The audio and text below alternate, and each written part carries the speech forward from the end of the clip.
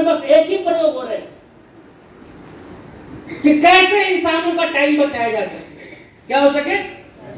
Time बचाया जा सके। और हर जगह टाइम बचाने के लिए बस एक ही काम हो रहा है। एक फार्मूला बन गया, मालूम है टाइम कैसे बचता है?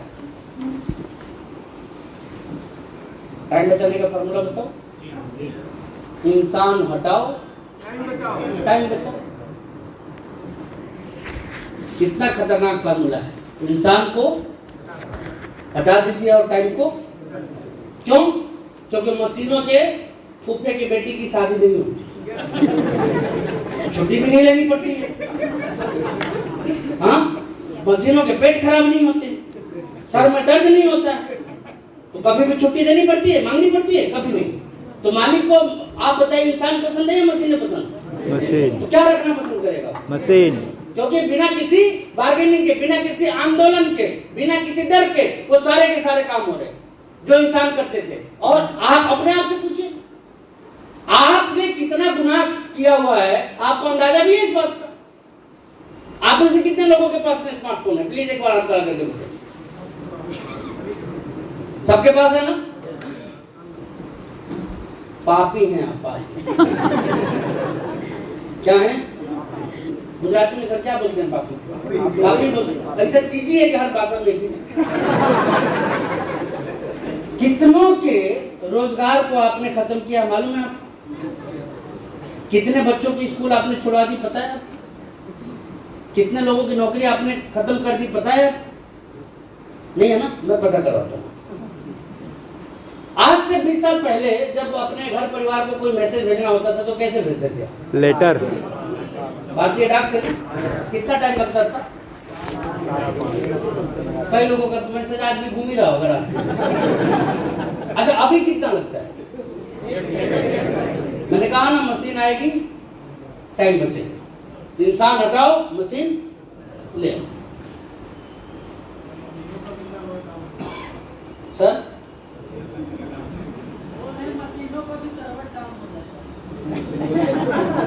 इंसानों जितना नहीं होता है। वही तो समझा रहा हूं कि हमारा सुबह से शाम तक पता ना कितने बार डाउन हो जाता है।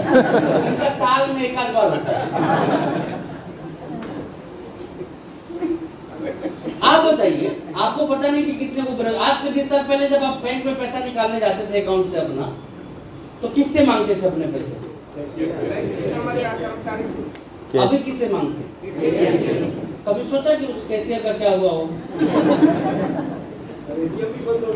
आज से 5 साल पहले रेलवे की टिकट कहाँ से कटवाते थे?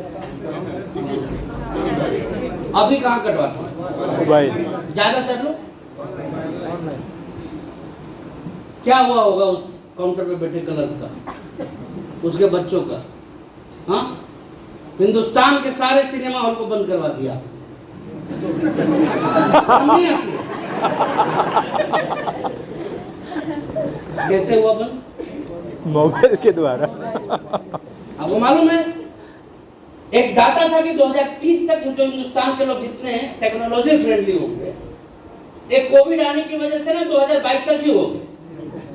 और हम जितने ज्यादा टेक्नोलॉजी फ्रेंडली होंगे, रोजगार उतनी तेजी से खत्म होंगे। और हम चाहे ना चाहे ये चीजें होनी है। हमें बना दिया जाएगा वैसा कि फिर हमारे जिम्मे कोई काम।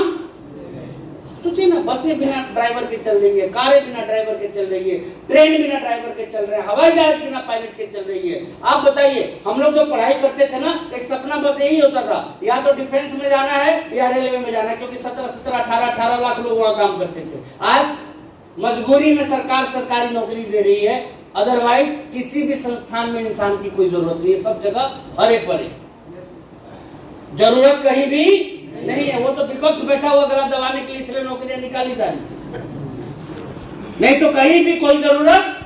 आज बताइए, देश को सेना की जरूरत है या राफेल की जरूरत है? मुझसे पूछ लीजिए, जवाब मिल जाए। तो इतनी तेजी से टेक्नोलॉजी हावी हो रही है हमारे ऊपर कि हमारे हर काम आने वाले समय में कौन करेंगे? फिर हम क्या करेंगे? हंसिए मत, ये विषय हंसने का नहीं है। भाई साहब, जब मैं छोटा था ना तो मेरे गांव में जब खेती होती थी ना तो उस टाइम बैल खरीदे जाते थे। गुजरात में भी बड़ी बड़ी सींग वाले बैल आपने देखे हो। यस। बैलों को खरीदा जाता था, जिनकी जितनी बड़ी खेती होती थी वो उतने ज्यादा बड़े बैल अशोक सर लाया करते थे। तो मन लगा, जब घर मकान बनता था ना तो खच्चर आते थे वो ढुलाई के लिए, कोई ईंट ढो के लाता था, कोई उसमें सरिया लाया जाता था, सीमेंट लाया जाता था, वो खच्चर के माध्यम से यानी गधे के माध्यम से। आज आप देखिए खेती किससे होती है और ढुलाई किससे होती है? ट्रैक्टर से। मशीनों का आतंक देखिए, मशीनों ने जब गधे और बैल को नहीं छोड़ा उनको भी बेरोजगार बना दिया।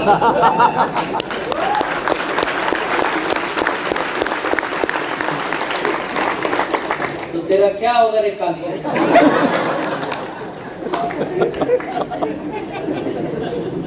होशियारी है ना, ये डायरेक्ट सेलिंग इंडस्ट्री इसीलिए आई।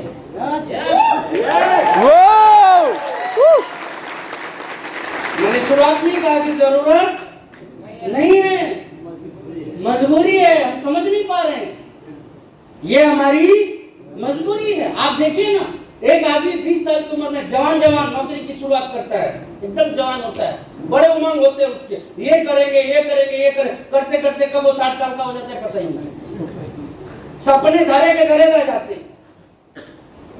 कई बार वो अपने सहकर्मियों से बोलता है कि मेरी पत्नी ना गाय है, गाय। लोग पूछते कि तेरी पत्नी गाय कैसे है, तो बोलते कि कोई डिमांड नहीं करती। क्या नहीं करती? अब वो पत्नी क्या डिमांड करे? उसको तो मालूम है कि गलती से कुछ मांग लिए तो ये कब मर मुरा जाए कोई पता ही नहीं, कब हार्ट अटैक आ जाए, कब इसका किडनी फेल हो जाए। तो बेचारी इसको इतना ही चाहती है कि प्रभु कुछ दे ना दे, इसको बस रखो था।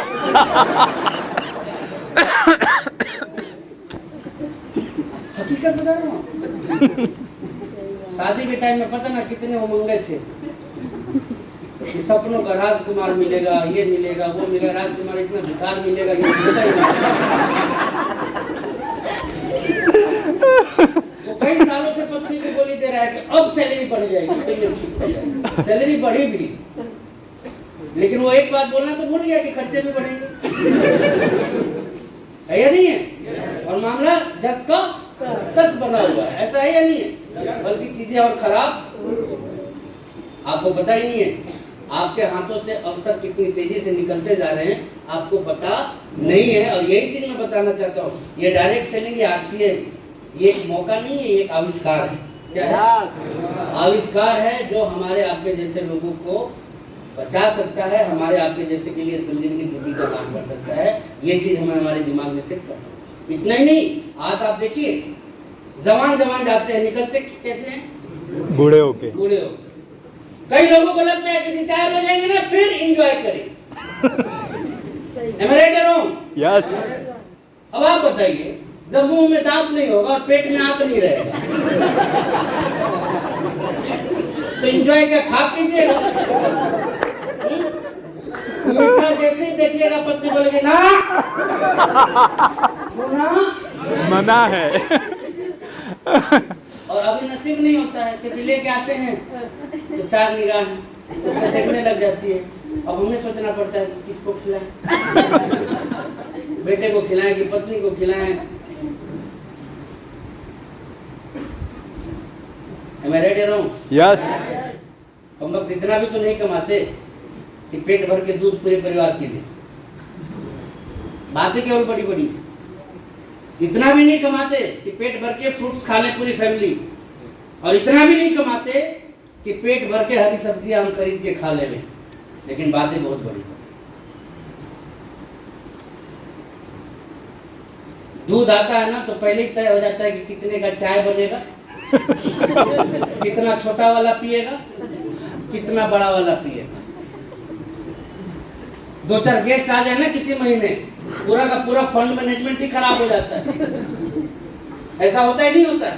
Yes. और ये जिंदगी भर की हमारी कमाई, फिर भी हम खुश हैं। और उसके बाद किसको भेजने में लगे हैं? बच्चे को। अब आप बताइए,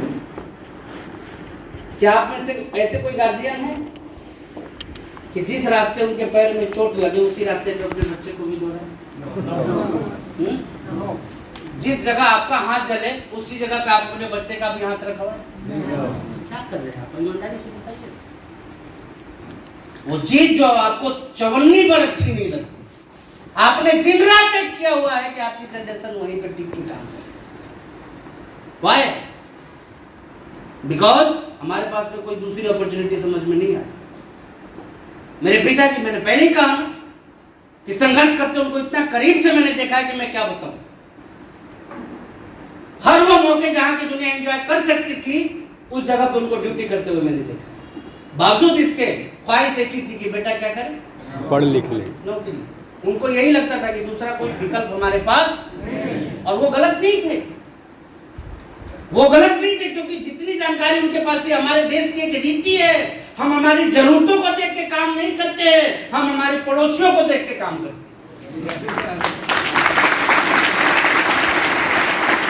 आप देखिए कैसे हम पैसे कमाने से दाल रोटी चलाने पे कैसे आए। पूछिए अपना पड़ोसियों को देख, क्या करके पड़ोसी को आए थे किस लिए सूरत में कमा रहे हैं। नहीं, पैसा कमाना किसको बोलते हैं ये बताइए? पैसा कमाना दीदी किसको बोलते हैं? जरूरत से कम यदि मिलता है तो उसको कमाना नहीं बोलते। मैं तो इतना ही जानता हूं। जरूरत से कम मिल रहा है तो उसको कमाना, उसको बस जिंदगी जीना, जिंदगी ढोना, जुगाड़ करना, यही बोलते। क्या करते हैं? जुगाड़ करना हो गया। कमाना तो उसको बोलते हैं ना कि जरूरत से ज्यादा आपको 50,000 कब खर्चे हो जाए आपको पता ही नहीं चले। कितने जगह आपके बंगले बने हुए हैं आपको जोड़ के बताना पड़े। कोई गाड़ी का नंबर पूछते हुए ना उतर के बगैर नंबर प्लेट देखे आप बता दे तो समझ लीजिए कि आप अमीर नहीं। लेकिन हमारे लोग मौका मिले तो साइकिल का भी नंबर याद करके रखते। छोटी छोटी चीजें लाइफ में हम करने की शुरुआत करते हैं जिस वजह से हम बड़ी चीजों को हासिल नहीं कर पाते। आप बताइए, मैंने दो चीजों के लिए लोग काम कर रहे हैं, एक पढ़ाई, दूसरी दवाई। पहला मैं आपको बता दूं कि आप यदि अपने बच्चे को सिर्फ पढ़ाने में लगे हैं उनका भविष्य अंधकार में है, क्योंकि जब वो जवान होंगे और आप उस टाइम बूढ़े रहेंगे तो उस टाइम उनके पास करने को कोई काम नहीं है। आपको पता नहीं है इंजीनियरिंग वो लड़के जो 12-12, 15-15, 20-20 लाख खर्च करके जा रहे हैं, 12,000 की नौकरी नहीं नसीब हो पा रही है। एमबीए के लड़के 12-12, 15-15 लाख रुपए उन्होंने लगाया पढ़ाई करने के लिए। ऐसा नहीं है कि गंवा रहे हैं, वो अवसर ही नहीं है। अपॉर्चुनिटी जो है वो खत्म होती जा रही है। दुनिया में एक बदलाव कितनी चीजों को खत्म कर दे रहा है आप समझ ही नहीं पाएंगे। मैं अभी रिसेंटली झारखंड जा रहा था, मैं मेरी कार से, एक जगह था वहां पे पहले बहुत अच्छी मिठाइयां मिलती थी। वहां आप में से कोई आदमी यदि बिहार झारखंड को जानते होंगे तो वो जगह शायद वो चौपारण नाम सुना होगा आपने। चौपारण एक जगह है, नहीं चंपारण नहीं, चौपारण। वहां ना एक वो छेने की मिठाई मिलती है और आप बिलीव नहीं करेंगे 3 किलोमीटर के लंबाई में सर दोनों तरफ सिर्फ उसी मिठाई की दुकान। अभी मालूम क्या हुआ? 4 लेन आ रही है ऊपर फ्लाईओवर पे। मार्केट से 3 किलोमीटर पहले वो चढ़ेगा 4 लेन फ्लाईओवर और मार्केट के 3 किलोमीटर बाद उतरेगा। अभी मिठाई गई। अब वो 3,000 दुकानों का क्या होगा? सो कहानी खत्म। एक डेवलपमेंट ने सीधे उनके रोजगार को क्या किया? खत्म। रेलवे में गार्ड होते हैं, आपने देखा होगा, अभी सरकार उनको हटा दी। एक छोटा सा इक्विपमेंट लगेगा बोगी के पीछे, सारी नौकरी खत्म।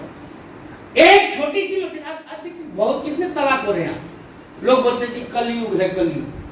अरे कलयुग की वजह से तलाक नहीं हो रहा है, मशीनों की वजह से हो रहा है, टेक्नोलॉजी की वजह से हो रहा है। जी हाँ, मैं गलत नहीं बोल रहा हूँ। आज से 10-15 साल पहले घर में जब मसाला बनता था, मसाले तैयार किए जाते थे, तो सब्जियों के मसाले कैसे तैयार होते थे? सिलबट्टे पे। क्या बोलते हैं यहाँ पे? सिलवटी बोलते हैं ना। हाँ। ओके। कपड़े कैसे धुले जाते थे? हाथ से। हाथ से धुले जाते थे। सफाई कैसे होती थी? हाथ से। अब क्या, पहले पति देव को डर रहता था, यदि पत्नी भाग गई ना तो सिलबट्टा खुद चलाना पड़ेगा, कपड़े खुद धोने पड़ेंगे, झाड़ू खुद मारना पड़ेगा। अब मसाला पीस रहे, एक बटन दबाया, मिक्सर चालू। स्टार्ट। रोटी बटन बनाने की मशीन, सब्जी बनाने की मशीन, घर साफ करने की मशीन, कपड़े धोने की मशीन, मसाला पीसने की मशीन, जरूरत ही नहीं रही। टेंशन ही खत्म। और यही कारण है, मैं हकीकत बता रहा हूँ, लगाव ही कम होता जा रहा है, डिपेंडेंट हम बहुत कम हो रहे हैं एक दूसरे के ऊपर, जिसकी वजह से क्या हो रहा है, लगाव कम होता जा रहा है। और ये डिपेंडेंसी कम कौन कर रहा है? मशीन है। हर जगह दखलंदाजी है भैया मशीनों की। इसका आतंक इस कदर आएगा हमारे जीवन में कि कुछ करने लायक नहीं रहेगा। बड़े बड़े देशों में टीचर स्टूडेंट को नहीं पढ़ा रहे हैं, मशीनें स्टूडेंट। हमारे यहाँ भी आप बाइजू क्लासेस वगैरह जानते होंगे, कौन पढ़ा रहा है? मशीनें पढ़ा रही है। वहाँ कौन पढ़ा रहा है? मशीनें पढ़ा रही है। आप टैब खरीद दीजिए, कंप्यूटर खरीद दीजिए, लैपटॉप खरीद दीजिए, आपके बच्चे वैसे ही पढ़ने लग गए। आप बताइए दुनिया कौन से डायरेक्शन में जा रही है? 1-1 लाख लोगों का काम अब एक आदमी कर रहा है, तो ऐसे में कितने लोगों के हाथ में रोजगार रहेगा? आपके सूरत में कपड़े बनेंगे, आपके सूरत में हीरे भी रहेंगे, लेकिन इस सूरत में आप रहेंगे या नहीं रहेंगे इसकी कोई गारंटी नहीं।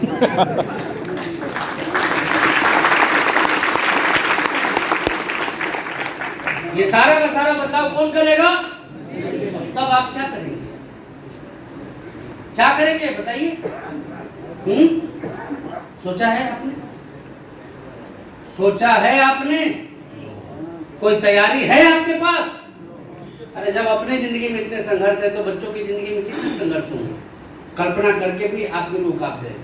आप मिलिए अपने बुजुर्गों से, वो आपको यही कहते हुए मिलेंगे, हमारे जमाने में इतनी टेंशन नहीं थी। हमारे जमाने में, आपके जमाने में है ना, और बच्चों के जमाने में क्या होगा कभी सोचा आपने? पढ़ाए जा रहे, पढ़ाए जा रहे, पढ़ाए जा रहे। कई लोगों को मैंने देखा है, कई गार्जियंस को अपने बच्चे को बोलते हैं कि नहीं पढ़ेगा तो कटोरा लेके भीख मांगेगा।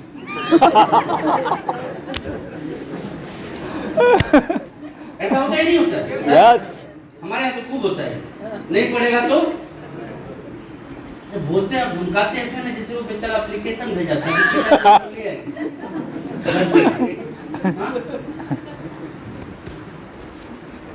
पैदा कर दिया, उसके बाद धमकाते रहते, डराते रहते, और समझ में नहीं आता कि राक्षस कौन है। ऐसा होता ही नहीं होता है? ईमानदारी से बताइए, बच्चे क्यों पैदा किए थे? कमाने के लिए। बताइए बताइए बताइए बताइए, थोड़ा बताइए। हमें से बहुत सारे, मैं भी बाप हूँ 2 बच्चों का, मैं आपसे पूछना चाहता हूँ कि आपने बच्चे क्यों पैदा किए? यही बोलने के लिए कि कटोरा लेके भीख मांगेगा, सहारा बनेगा। हाँ, बुढ़ापे का सहारा बनेगा। मतलब सारा व्यवस्था पहले ही सेट करके रखे हुए, दुनिया के सबसे समझदार इंसान। कभी सोचे कि वो कैसे जिएगा? मैं तो एक ही चीज जानता हूं कि काहे का डिपेंडेंसी, किस बात का डिपेंडेंसी दूसरों पे, और किस बात के इंसान हम।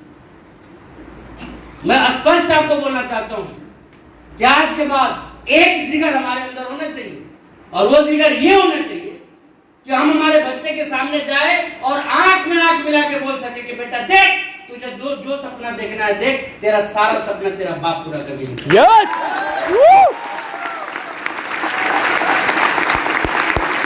इसको बोलते हैं अमेरिकी प्रोग्रामिंग, और वो कहाँ हम अचीव कर पाते हैं? इस तरह की इंडस्ट्री में। वो घिसाई और नपाई करके नहीं कर पाएंगे, ये याद रखिए। मालिक बन के ही अमीर बना जाता है, नौकर बन के कभी अमीर नहीं बन सकते।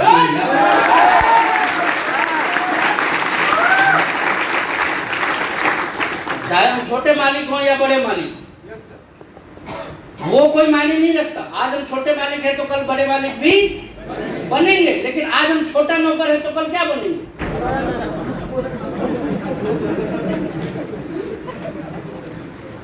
प्रोग्रामिंग यहां चेंज करनी है। Second option business. मैंने पहले कहा 70-80% लोग यहाँ पे सिर्फ और सिर्फ फेल होते हैं, अदरवाइज कुछ लोगों के पास में यहाँ मौके हैं। और तीसरे कौन? भारत की जान, थोड़ा तेज बोलिए, कौन है? अच्छा, हमारे यहाँ ना लोग बड़े कंफ्यूज रहते हैं। मेरी बात समझ में आ रही है ना आप लोगों के? मैं बोझ तो नहीं बन रहा हूँ ना आप लोगों पे? Okay, thank you. हमारे यहाँ लोग बड़े कंफ्यूज होते हैं, मालूम है क्या? जो लोग, अच्छा समझदार भी बहुत है सर, जो लोग नौकरी नहीं करते और जो लोग बिजनेस नहीं करते, वो बाय डिफॉल्ट अपने आप को किसान मान लेते। पूछिए कि भाई तेरे पास जमीन कितनी है, तो उतना ही है जितने में पुदीना लगा के पूरे साल वो अपने फैमिली के साथ चटनी खा सकते। लेकिन आइडेंटिटी जब पूछिए तो क्या बोलेंगे? हम किसान। अरे अमरूद लगाने की जगह नहीं है तुम्हारे। कौन बना दिया भैया किसान? बड़े अजीब, कैसे लोगों के बीच में हम लोग रहते हैं, आपको अंदाजा भी नहीं इस बात। बाय डिफॉल्ट हम बन जाते हैं किसान। कितना कमाते हैं? शायद 1000 या लाख में एक। और मैं देखिए, किसान को प्रोफेशनली किसान हम तभी मानते हैं जब आपके सारे खर्चे आपके खेती से चलते, अदरवाइज यू आर नॉट किसान, आप फार्मर नहीं है। तो ये चीज हमें सीखना होगा, समझना होगा कि हमारे पास भविष्य में जीने का संसाधन कौन सा है, बता दीजिए। नौकरी, बिजनेस, खेती हर दिन बढ़ती जा रही है और हर दिन कम होती जा रही है। दादाजी आशीर्वाद दिए थे 1 से 21 हो जाइएगा, तो जमीन भी तो 21 टुकड़ों में बढ़ गई है या नहीं है? अब आप बताइए कि आने वाले समय में 2050 की बात करेंगे, 2060 की बात करेंगे, 70 की बात करेंगे या 80 की बात करेंगे, तो आपकी जनरेशन के पास जीने के लिए क्या मौका हो? दिमाग लगेगा। जो काम आप कर रहे हो वो काम उसका आता आएगा? सारे के सारे वर्तमान के काम मालूम ही नहीं है आपको। दुनिया कौन से डायरेक्शन, हमारे शहरों में कई ऐसे मॉल मिल जाएंगे आपको जिसकी सारी दुकानें किराए पे नहीं लगी हुई मिलेगी, खाली है। क्या है? खाली। चेंज आ रहा है बहुत बड़ा। आप सुनते होंगे कि दुनिया किस चीज के चक्कर पड़ गई है? मंदी। किस चीज में? हमें कोई डर नहीं है, हमें कोई टेंशन नहीं है। क्यों टेंशन नहीं है? क्योंकि हमारे सामने जब तक मंदी आगे खड़ी नहीं हो जाएगी और बोलेगी कि मैं अब आ गई हूं, तब तक हम समझने वाले नहीं। 2 साल पहले जब घर में बंद थे तब क्या दिमाग में आ रहा था, ये बताइए। कोरोना में जब बंद थे तो क्या आ रहा था दिमाग में, ये बताइए। बताइए ना, कोई भी बताइए। मैं तो नहीं क्लास ले रहा हूँ आप लोग। अच्छा, डर क्यों नहीं? आप क्या बता रहे हैं, क्या सोच रहे थे उस टाइम? कोई बढ़िया काम करेंगे, कोई ऐसा काम करेंगे कि ऐसा कोरोना भी आ जाए तो भी हमारी इनकम बंद ना। मैं आपको बता रहा हूँ, कोविड के मेरे से कोई पूछे, मैं पूछता है ना तो बड़े थोड़ा, हालांकि संकोच में बोलता हूँ, लेकिन जब कोई हिम्मत देता है ना कि नाना बोल जा जो बोलना है, तो मैं एक ही चीज बोलता हूँ कि भाई मेरे से तो कोई पूछे ना, तो मैं कहूंगा कि ऐसा टाइम हमेशा रहे। अच्छा, आपकी प्रॉब्लम क्या है ये मैं नहीं जानता। आपने मेरी से पूछा है तो मैं तो मेरी बात करूंगा ना सर। अब मेरे लाइफ में देखिए, मैं 2002 में इस बिजनेस में आया। कब आया? 2002 में। और ऐसा कभी भी मौका नहीं आया कि 2 साल अपने घर पे लगातार रहूं। पहला मौका आया था सर हकीकत बता रहा हूँ, कभी यहाँ कभी वहाँ, कभी पैसे खूब आया, मैं वो नहीं, खूब पैसा भी आया, खूब पैसे भी खर्च किए हमने, खूब मजे भी लिए। पहला मौका आया कि 2 साल लगातार घर पे रहो, घर की 4 दीवारी में 1 इंच भी बाहर नहीं। और मैं खुल के आपको बता देना चाहता हूँ, फर्स्ट टर्म में ही मेरी जो इनकम आई थी ना घर में बैठ के, वो 64 लाख रुपए थी।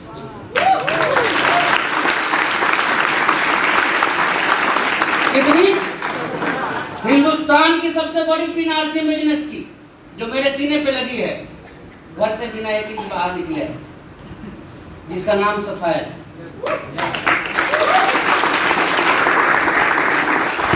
अब आप बताइए कि मेरे पास 2 ऑप्शन हो, भाग भाग के पैसे कमाओ और दूसरा हो घर में चाय पकौड़े के साथ पैसे कमाओ, कौन सा चुनूं? मैं क्या गलत बोला था बताइए?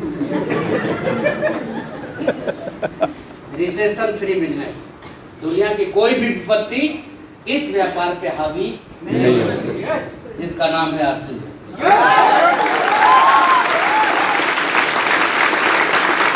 इतनी जल्दी मत बोलिए, इतनी जल्दी बोलने लगेगा तो फाइनेंशियल प्लानिंग कभी भी आपकी ठीक नहीं हो सकती है।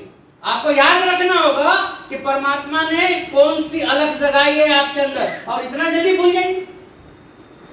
ट्रेलर चला है, वो पिक्चर अभी बाकी है, याद रखिएगा, पिक्चर अभी बाकी है। और ऐसे में यदि आपको कोई बचा सकता है तो वो कौन बचा सकता है? आरसी बचा सकता है। कंप्लीट रिसेशन फ्री बिजनेस है। कैसे ही आपको बचाएगा, कैसे ही आपको सेव करेगा, मैं आपको समझाने की कोशिश कर रहा हूँ।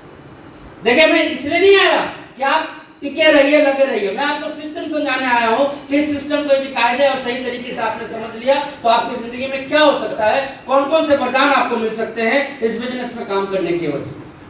आज मैं आपके सामने खड़ा हूँ, देखिए कैसे ये सिस्टम काम करता है। 2002 में जब मैं आया था, मैं अकेला था। कैसा था? आज मेरे पास एक टीम है। क्या है? आपके पास भी होगी ना? ये टीम किन लोगों की है? जिन लोगों को इस बिजनेस में लाने के बाद मैं टिकाने में सफल रहा। क्या करने में? लाने के बाद। फिर से बोलिए, बिजनेस में लाने के बाद टिकाने में सफल रहा।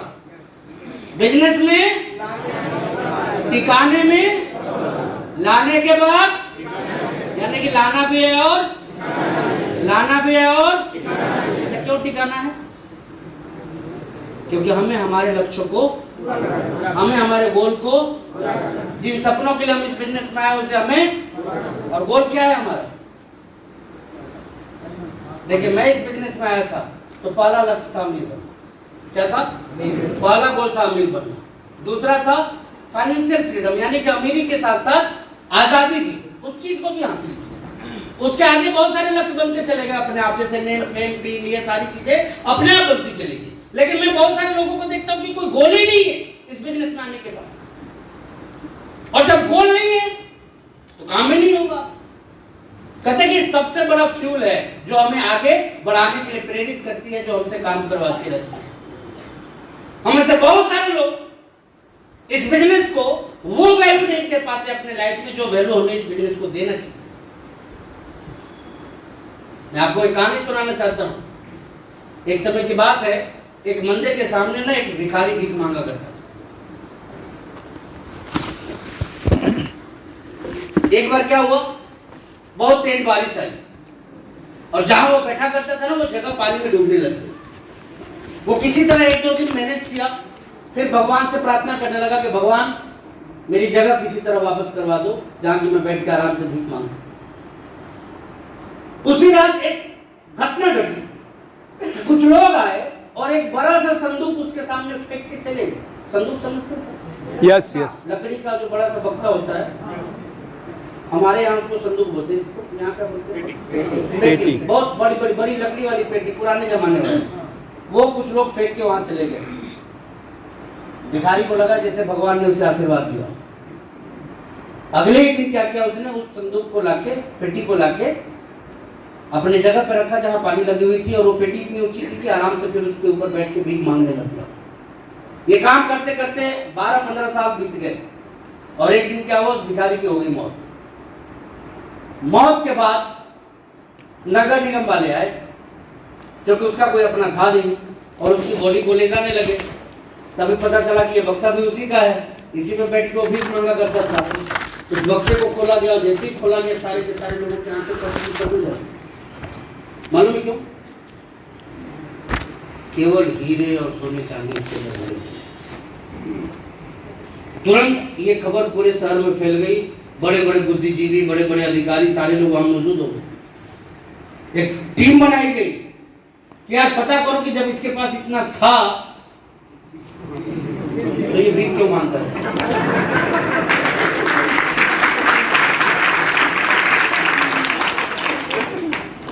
करते करते सारे लोग लग गए उस मिशन में कि पता करे भाई इतना होने के बाद तो कोई भी व्यक्ति भीख ना मांगे, ये क्यों भीख मांग रहा था। तो पता चला कि 12-15 साल पहले पुलिस ने ना शहर के बड़े डकैतों के घर में अटैक किया था इनकाउंटर करने के लिए। और वो अब डकैत सारे जमा पूंजी को एक जगह इकट्ठा करके भाग रहे थे और भागते हुए क्रम में उन्होंने वो पेटी जो है वो वहीं फेंक दी थी और आगे पुलिस वालों ने उनका इनकाउंटर कर दिया। तो वो पेटी किसकी हो गई थी? लेकिन भिखारी फिर भी क्यों भीख मांगता रहा उस पेटी पे बैठ के? क्योंकि उस भिखारी को पता ही नहीं था कि जिस पेटी पे वो बैठा हुआ है उस पेटी की वैल्यू क्या है।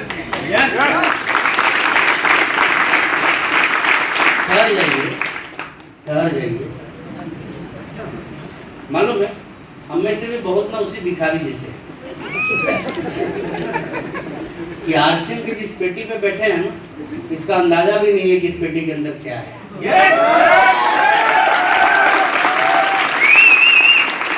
ये जीवन में हमें क्या दे सकता है, किस ऊंचाई तक ले जा सकता है, कहां पहुंचा सकता है, इसका तनिक भी एहसास हम सभी लोगों को नहीं है। नहीं तो एहसास हो तो फिर हम क्या करते हुए मेरे भाई, इस चीज को हमें समझना है कि बहुत बड़ा वरदान है यह हमारे जीवन हमारे हाथ में। यदि हमने इसको सही तरीके से समझ लिया और सही तरीके से इसकी संभावनाओं को देख के हमने काम की शुरुआत कर दी तो हम लाइफ में क्या कर सकते हैं, आइए थोड़ा उसको देखने की कोशिश करते हैं। मैंने एक टीम तैयार करी, टाइम लगा। टीम बनाने के क्रम में कई बार मेरे साथ बहुत बड़े बड़े एक्सीडेंट हुए। एक्सीडेंट किस टाइप के होते थे? एक तरफ जाता था लोगों को लाने के लिए और दूसरी तरफ अलाए हुए लोग भाग जाते थे। ऐसा आप में से कितने लोगों के साथ में होता है? क्यों होता है मैं आपको बता दूं। क्योंकि बहुत आगे की चीज जब हम बहुत पहले करने लग जाते हैं ना तो इस तरह के चैलेंज, जैसे अभी भी आप जब इस काम को कर रहे हैं, आसानी से ये बात लोगों की समझ में क्यों नहीं आती है? क्योंकि लोग बाग अभी इसके लिए तैयार नहीं है। अदरवाइज आपने देखा होगा कि कोविड के बाद आपकी टीम में काम करने वालों की संख्या बढ़ी है। क्यों बढ़ गई? क्योंकि अब लोगों को विकल्प चाहिए। क्या चाहिए? अभी विकल्प चाहिए सिर्फ इसलिए इतना बड़ा है। अभी वो राइट विकल्प पे आएंगे तो भी आगे क्या क्या चीजें होंगी वो मैं आपको बताऊंगा। तो अगर मैंने एक टीम तैयार करी और मेरे टीम में आज के डेट में लगभग 185 टेक्निकल अचीवर्स हैं।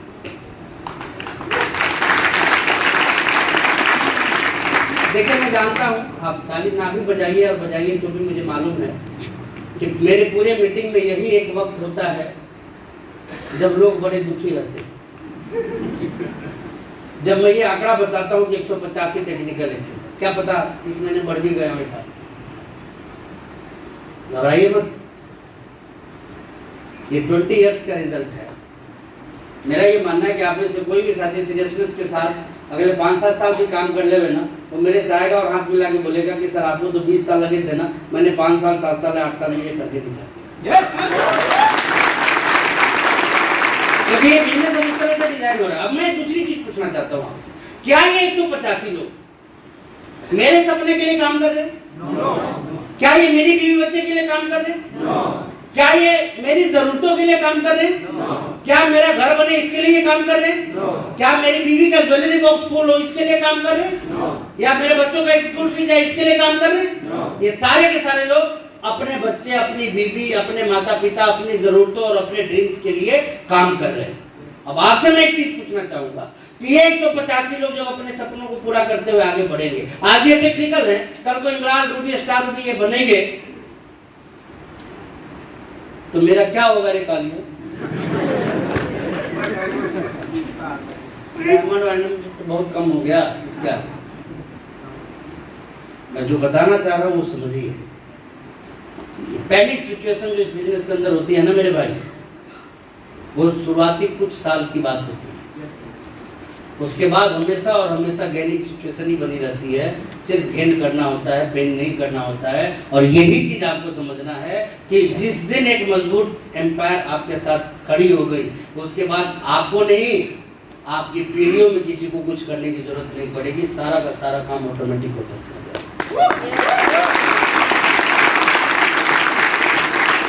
डरना बिल्कुल नहीं, डरना बिल्कुल नहीं, क्योंकि यहां से ज्यादा सुरक्षा आपको दुनिया में कहीं नहीं मिल सकती। कहीं नहीं, नेवर। आप कोई नौकरी कीजिए, जैसे आप नौकरी कर रहे हैं ना सर, कौन से डिपार्टमेंट में? अच्छा, गवर्नमेंट जॉब में कोई है यहाँ पे? प्लीज सर, ओके, कौन से डिपार्टमेंट से? Police department. अच्छा, नौकरी कब करी आपने शुरुआत? 2012। आज जाके एसपी और डीएसपी को सीधे सीधा औकात दिखा दीजिए तो फिर क्या होगा? नौकरी से निकाल देंगे। पक्का ना? कोई डाउट नहीं है ना? बिजनेसमैन है कोई आदमी? सर क्या चीज का बिजनेस आप? किराने की दुकान। शुरू कब करी आपने? लगभग 2004 से। 2004। बंद कब कीजिएगा? यही होता है बिजनेसमैन के साथ, पता ही नहीं होता कि बंद कब करना है। ठीक है,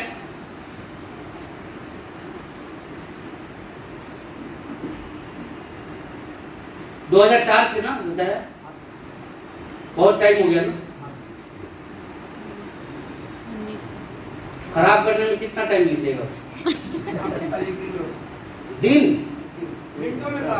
ये बोलिए ना, आप मिनट बोल तो बोले सेकेंड। सिर्फ बोर्ड लगा दीजिए कि सब फ्री। लेकिन मैं क्या कहना चाह रहा हूँ कि उस दुकान पे बैठे आदमी का 1 मिनट के लिए दिमाग खराब हो जाए, 1 मिनट के लिए, और वो बोले कि ले जाओ फ्री, क्या होगा? खत्म। जिंदगी भर की कहानी तो खत्म हो जाएगी। 1 मिनट भाई साहब आपका यदि नौकरी में दिमाग खराब हो जाए और बिना सोचे समझे कि भविष्य में क्या होगा, आप एसपी या डीएसपी या किसी और के साथ मिसबिहेव सिर्फ कर लीजिए, रिमूव फ्रॉम सर्विस हो जाएगी या नहीं हो जाएगी? कोई डाउट? बैठिए। सिक्योर मानते हैं ना आप लोग इन चीजों को? नौकरी सुरक्षित है, बिजनेस सुरक्षित है। मैं आर्सिंग करता हूँ, मैं बोलता हूँ आप लोगों को कि छोड़ दीजिए।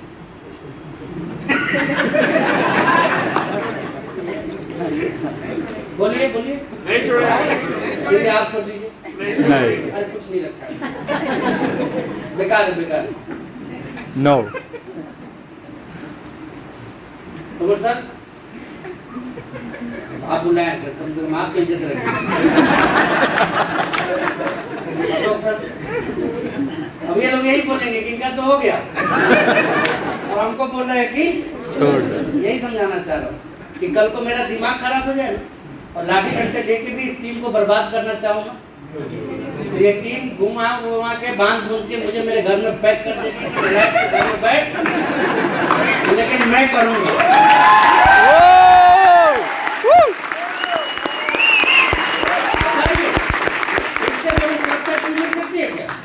मेरा दिमाग खराब हो जाए तो भी पैसा आएगा ही नहीं आएगा? आएगा। क्योंकि कोई फर्क नहीं पड़ता एक आदमी के दिमाग के खराब होने से। 185 का तो ठीक है। बात समझ में आ रही है ना? और यही चीज मैं आपको समझाने की कोशिश कर रहा हूँ कि दुनिया का सबसे स्ट्रॉन्ग और सबसे सिक्योर प्लेटफॉर्म है ये। डायरेक्ट सेलिंग ऐसे ही अमेरिकन ने शुरू नहीं की, बड़े समझदार लोग थे जिसके दम पे उन्होंने शुरू किया। अब आगे की बात करते हैं। मेरे बाद मेरे बच्चे क्या करेंगे? क्या करेंगे? अच्छा, आपके बाद आपके बच्चे क्या करेंगे? शर्म नहीं आती है बोलने में?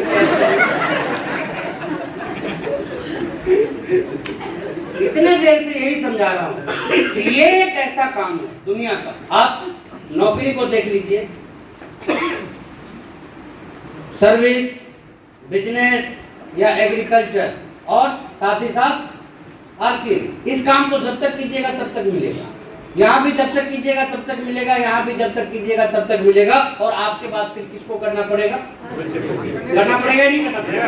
और जीरो से करना पड़ेगा, उतने से नहीं, जीरो से करना पड़ेगा। बट यदि आपने आरसीएम कर लिया, जब तक आपके बच्चे जवान होंगे ना, तब तक आपका बिजनेस भी जवान हो चुका होगा।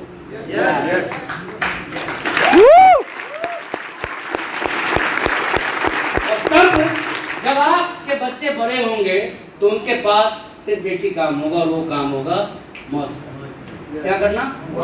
क्या करना? भरोसा रखिए, आपके बाद आपके खानदान में काम किसी को पैसे के लिए करने की जरूरत नहीं।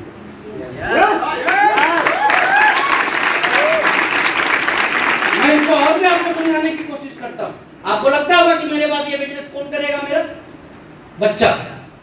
बिल्कुल नहीं करेगा, बिल्कुल भी नहीं करेगा। मैं आपको बता देता हूं, बिल्कुल भी नहीं करेगा। कैसे? पूछिएगा तब बताएंगे, ऐसे तो नहीं बताएंगे। ऐसे अब आप बताइए। मेरे दो बच्चे हैं, एक की उम्र लगभग 5 साल है और दूसरा लगभग 11 साल का है।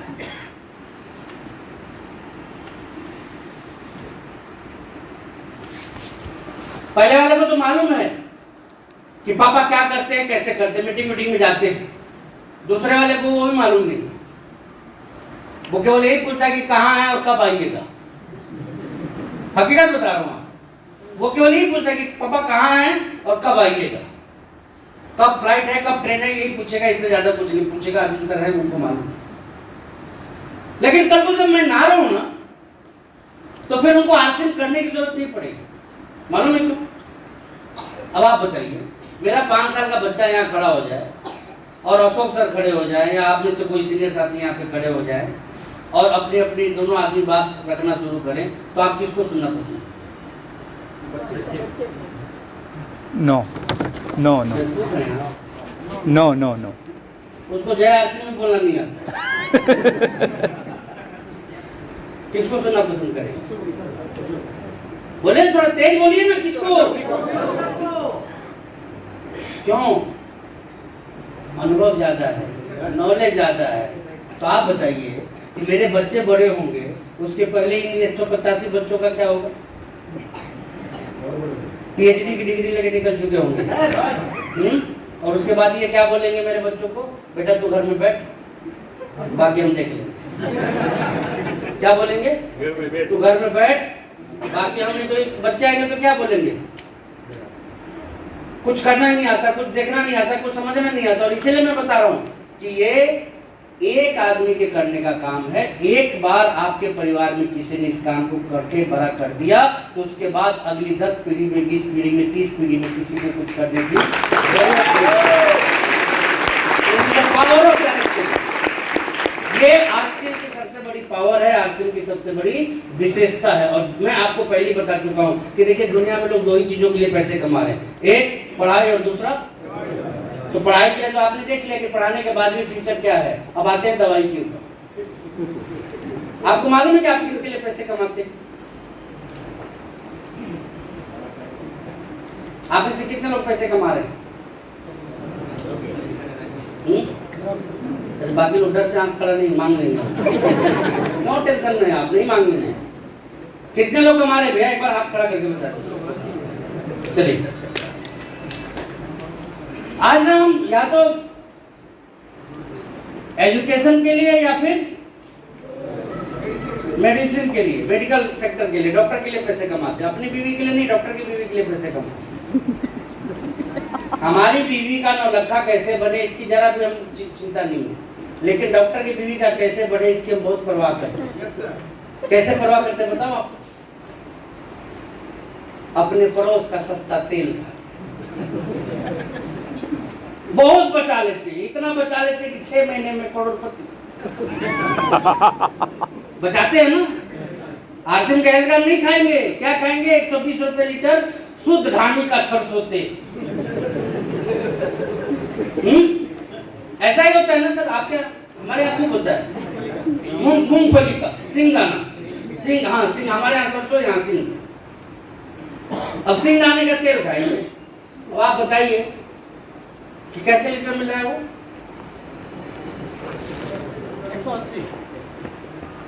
और सिंग दाना कैसे केजी मिलता है? और कितने केजी सिंग दाने में कितना केजी तेल निकलता है? अब आप बताइए, 4 केजी सिंग दाना यानी कि 480 रुपए का तो सिंग दाना होता है। उसका तेल निकाल के बोतल में पैक करके रैपर लगा के गवर्नमेंट को टैक्स देके प्रचार करके डिस्ट्रीब्यूटर को, होलसेलर को, रिटेलर को प्रॉफिट बांट के उसके बाद भी कस्टमर को 120 रुपए में दे दिया जाता है। ऐसा तो सिर्फ आप ही क्या हो सकता है?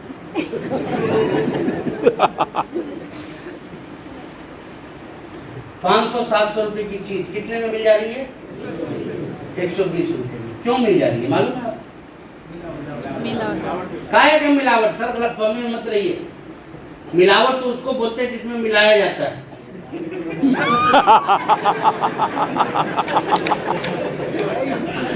हमारे यहाँ जो सरसों का तेल मिलता है ना, उसमें एक बूंद भी सरसों नहीं होता है सर। अब यहाँ भी जो सिंग दाना मिलता होगा ना, मुझे भरोसा है कि एक बूंद भी नहीं रहता होगा। सब एसेंस का मामला है। किस चीज का? और इसीलिए मैं बोल रहा हूँ कि आप अपने बीवी बच्चे के लिए नहीं कमा रहे हैं, आप किसके लिए कमा रहे हैं? सस्ता हल्दी, सस्ता मिर्चा, सस्ता मसाले, ये सब जो खरीद के ला रहे हैं, ये सस्ता सस्ता किसके जिम्मे जा रहा है पैसा? आपको पता नहीं चलता आरसीएम प्रोडक्ट क्यों इस्तेमाल करना चाहिए, ये आपके समझ में बात नहीं आती। मैं तो खुल के आपको बताऊं क्या आरसीएम के प्रोडक्ट की विशेषताएं देखनी है ना भाई साहब। किसी भी व्यक्ति को पकड़िए, चाहे पुरुष हो या महिला, यदि 3 से 4 साल उसने प्रोडक्ट लगातार इस्तेमाल कर लिए, कितने? 3 से आप हाथ पकड़ लीजिए उसका, और उसके किसी भी साथी को उसके सामने खड़ा कर दीजिए, जो उसके साथ पढ़ा हो, उसका हम उम्र हो, वैसे लोगों को उनके साथ खड़ा कर दीजिए जो लोग 3-4 साल आरसीएम के प्रोडक्ट का इस्तेमाल किया है। गारंटी देता हूं, सामने वाले से 5 साल जवान ना दिखा ना, बोलेगा कि मैंने कुछ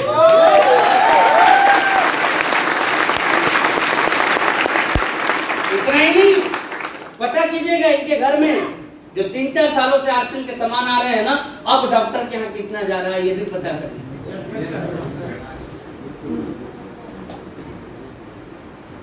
कहां फंसे हुए?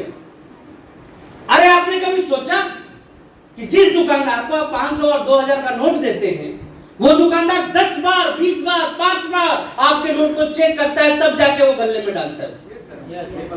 लेकिन वो दुकानदार जो सामान आपको देता है, उसको कितनी बार आप चेक करते हैं? कितनी बार? भगवान ने आपकी रक्षा के लिए उसको भेजा हुआ है। क्या आपको इस धरती पे वही बचाएगा? आपको मालूम नहीं है ये मुनाफाखोरी का दौर जो चल पड़ा है ना, इसका आपको सीन भी पता नहीं है।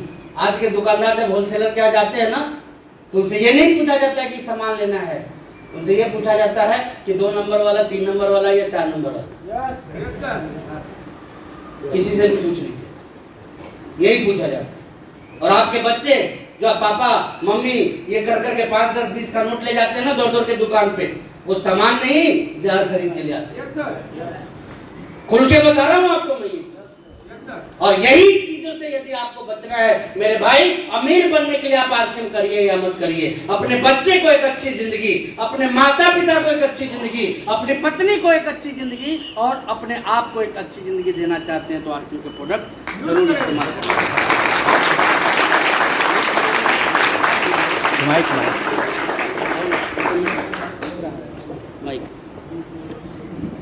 बैटरी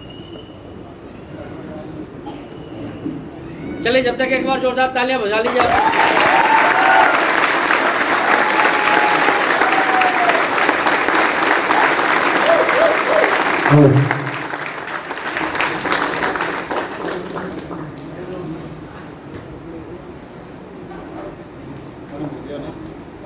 चले तालियां थोड़ी कंटिन्यू।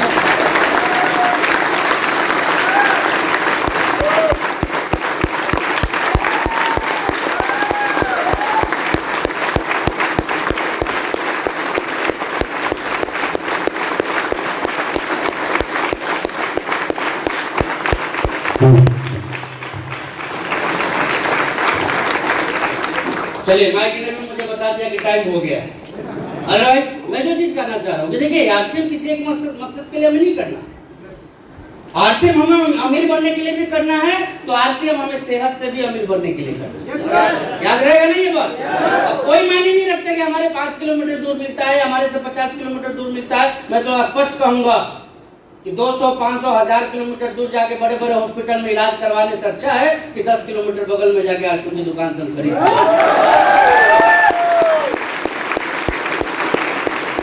क्योंकि आज के डेट में मालूम, जिंदगी की सारी कमाई चली जा रही है या तो टीचर के पास में या डॉक्टर के पास में। सारी कमाई। पहले क्या होता था, लोग बाग पैसे कमाते थे और पैसे कमाने के बाद ना जमीन उमीन खरीदते थे। किसके लिए मालूम है? बच्चों के लिए, नन्हे मुन्ने के लिए, लाल पीले और हरे के लिए खरीदते तो बेचारे अभी भी हैं। लेकिन होता क्या मालूम है, पहले लोग जब जाते थे ना तो सीधे जाते थे, लेकिन अब लोग आते हैं ना तो वाया आईसीयू होके जाते हैं। अब वो सुन नहीं जाते हैं, कहाँ? आईसीयू। अब जैसे एक व्यक्ति आईसीयू होके जाता है तो क्या होता है? सब बेच बात के खत्म। वो जितना खुद कमाया रहता है वो भी ले जाता है, और जितना उसके बच्चे कमा चुके होते हैं वो भी लेके जाता है। 15 दिन यदि रह लिए ना, औकात समझ में आ जाती है। मेरा एक मित्र है डॉक्टर, मैं उससे पूछता हूँ कि यार इतनी सुविधा तो लोग देता है, ये सारा कुछ, ये आप देखते हैं 5 स्टार हॉस्पिटल, 3, मतलब 2 ही बिल्डिंग तो खड़ी हो रही है आज के डेट में, एक स्कूल की, दूसरी हॉस्पिटल की, क्योंकि सबको मालूम है कि यहाँ पर आप आना चाहते ही चाहते हैं। ये सुनो, अब देखिए, मैंने उससे पूछा कि यार इतना एसी वेसी ये सब क्यों लगा के रखता है? तो एक चीज वो बोला कि यार जिंदगी भर की कमाई 10 दिन में बेचारा दे के जाता है, तो थोड़ी तो फैसिलिटी बनती है उसके लिए।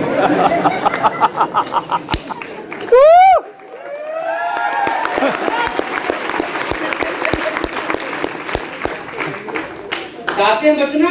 यस। मजबूत तरीके से चाहते हैं? यस। क्या ख्वाहिश रखते हैं कि आपके बीवी, आपके बच्चे, आपके माता पिता, आप कभी हॉस्पिटल का मुंह ना देखें? यस। कभी डॉक्टर के पास ना जाएं? यस। कभी दवाइयों पे आश्रित ना होना पड़े? यस। ऑलवेज आरसीएम के प्रोडक्ट। यस। तैयार हैं इसके लिए? यस। कसम खाते हैं? यस। कसम खाते हैं? यस। आज के बाद सामान किसके? आरसीएम। किसके? आरसीएम। किसके? आरसीएम। अमीर बाद में बनिएगा, पहले तंदुरुस्त बन जाइए। तैयार है इसके लिए? अब आगे बढ़ते हैं, क्योंकि यहाँ से जो बात आगे शुरू होती है वो सीधे सीधे अमीरी तक जाती है, और अमीरी की शुरुआत लाइफ में बस एक ही चीज से होगी। ये मेरी आखिरी बातचीत है आप लोगों से, और वो है दोस्तों गोल।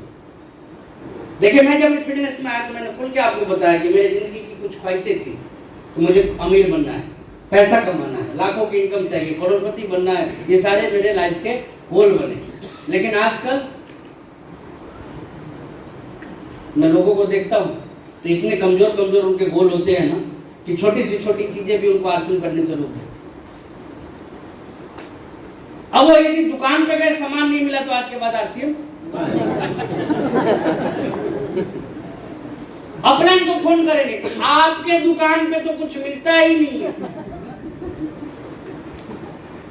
अरे भैया, ये हमारा और आपका नहीं है।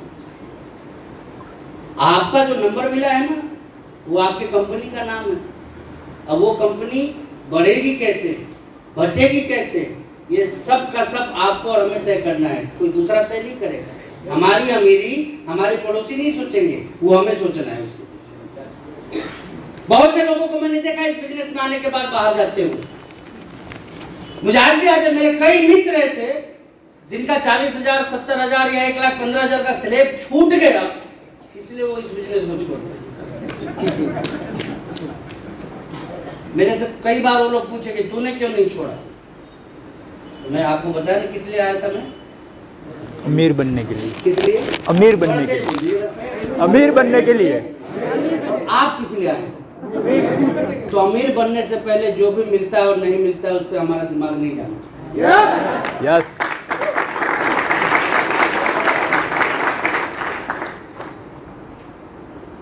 सूरत से निकले दीपिका पादुकोण से शादी करने के लिए, तो इसका ये थोड़ी मतलब है कि बीच में राखी सावंत मिल गई तो उससे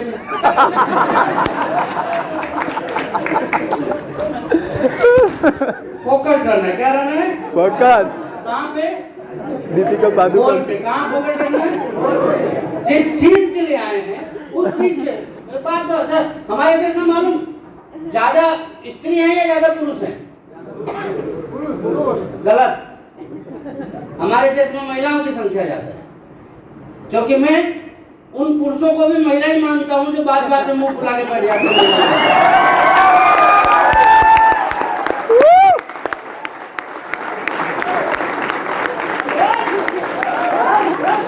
अब किसी को पानी नहीं मिलेगा तो आरसीएम नहीं करे। किसी के मन का यदि सिटिंग नहीं मिला ना मतलब आरसीएम खराब है। भैया इन सब छोटी छोटी चीजों से बाहर निकलिए। जनरेशन का बिजनेस है ये, हमारा आपका बिजनेस नहीं है, हमारी पुश्तों का बिजनेस है। ये काम हम यदि ईमानदारी से करते हैं तो हमारे बच्चे के लिए काम ईमानदारी से हो रहा है, हमारे पोतों के लिए काम ईमानदारी से हो रहा है। और ये काम यदि हम आज बेईमानी से कर रहे हैं तो हमारे बच्चों के लिए भी हम बेईमानी कर रहे हैं। ये बात दिमाग में बिठा के रखिएगा। तो जब भी करना है दिलेरी के साथ करना है, और जब भी करना है पूरी ईमानदारी के साथ करना है। तैयार है इसके लिए? तैयार हैं? हर हमेशा लोगों से मिलते रहिए, लोगों से बात करते रहिए, लोगों को प्लान दिखाते रहिए, लोगों को बिजनेस में लाने की कोशिश कीजिए। कोई आ गया तो ठीक और नहीं आया तो भी ठीक। अपना काम है लोगों से मिलना और लोगों से बात करना। इसमें हमें शंका शर्म जैसी कोई चीज नहीं होनी चाहिए। बस याद रखिएगा, रिस्पेक्टेड कोठारी सर हमेशा इस बात को बोलते हैं कि रिजेक्शन का ये बिजनेस है। किस चीज का? किस चीज का? लोग बात सुनेंगे और मना करेंगे, लोग सुनेंगे और लोग फिर सुनेंगे और उसके बाद भी सुनेंगे और बार बार सुनेंगे और करने दीजिए। जब वो अपना काम बंद नहीं करते तो हमको भी अपना काम बंद नहीं करना।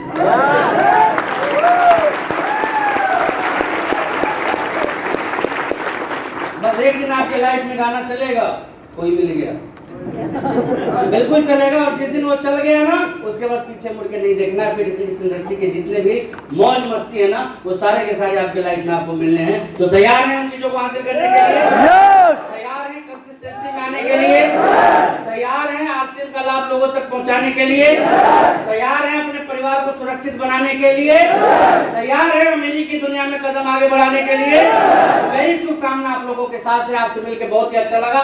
बहुत बहुत धन्यवाद। Thank you.